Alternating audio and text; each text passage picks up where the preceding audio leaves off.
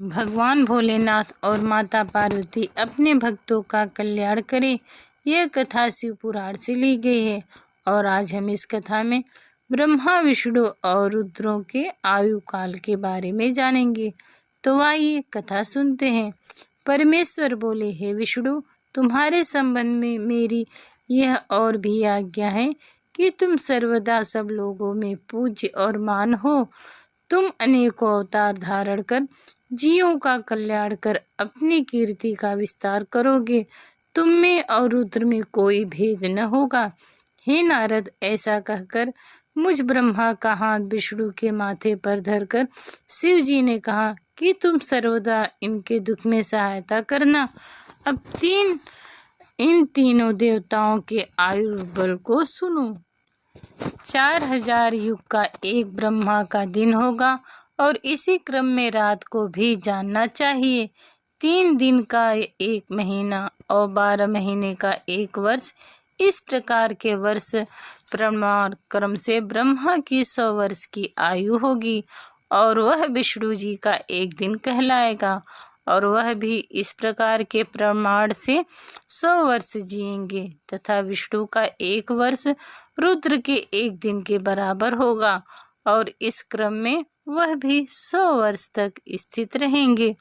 सदा शिव के मुख से एक श्वास उत्पन्न होता है, उसके 6 श्वास और निश्वास का एक पल, 60 पल की एक घड़ी और 60 घड़ी का एक दिन रात होता है। शिव जी के उच्छ्वास निश्वास अर्थात भीतर बाहर श्वास लेने की संख्या नहीं है। इसी कारण शिव का उत्थान अक्षय है। अतः तुम मेरी आज्ञा से अनेक प्रकार के गुणों से सृष्टि का कार्य करो।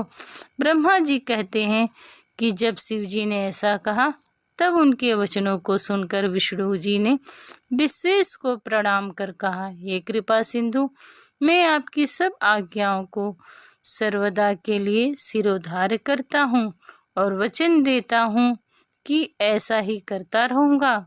उसी समय से इस लोक में लिंग पूजा की विधि चली आ रही है। लिंग से प्रतिष्ठित शिव जी भुक्ति मुक्ति प्रदायक हैं। यदि कोई इस आख्यान को लिंग के समीप पढ़ता है तो वह 6 महीने में शिव स्वरूप हो जाता है। हे मुनियों, इसका पूर्ण फल कहने में मैं असमर्थ हूँ। इस प्रकार यह कथा संपूर्ण हुई। यह कथा शिव पुराण के रुद्र संहिता के 10वें अध्याय से ली गई है। जय भोलेनाथ, जय माँ पार्वती।